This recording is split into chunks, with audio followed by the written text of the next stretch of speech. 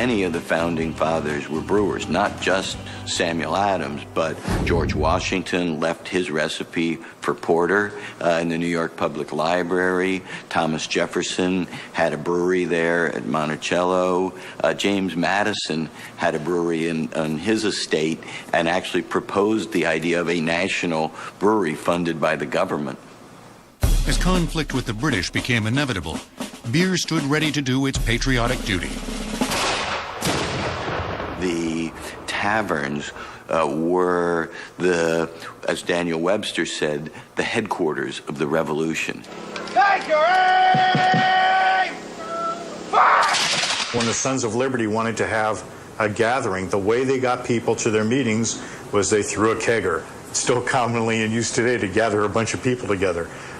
The Sons of Liberty weren't alone. The militia in various towns, they had established a training day. People weren't coming to the training day. But when they threw a keg of beer on for when the conclusion of the drills, they started getting a better turnout.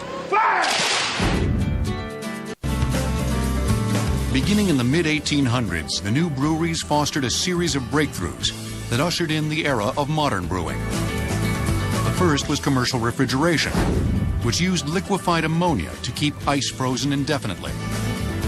Suddenly, brewers of lager were free of the four seasons.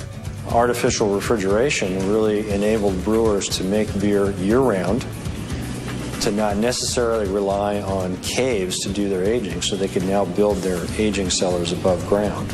Adolphus Busch was the first brewer to adopt this technology.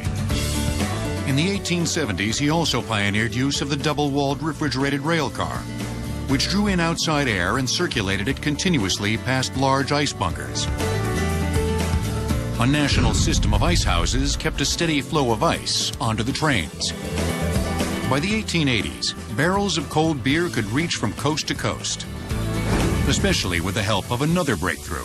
Pasteurization is the other important innovation that was introduced into the brewing industry also by Adolphus Busch. And pasteurization is a simple process of taking the beer, gently heating it for a short period of time, cooling it back down.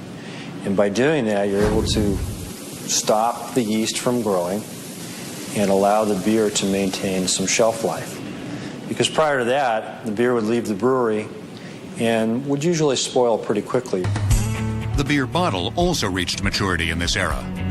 There were innovations in glass technology that allowed them to have precision control over the size of bottles. Before that period, the breweries had to employ people to bottle by hand. And the last great innovation, although small, had a very large effect, was the bottle cap. A simple crimped piece of tin and steel. It allowed the brewers to cap that bottled beer without having to employ an army of people installing flip tops on bottles. Machinery could put this on very easily, and it allowed the brewers to ship their beer all over the country. Very good. And Belgian lambic ales.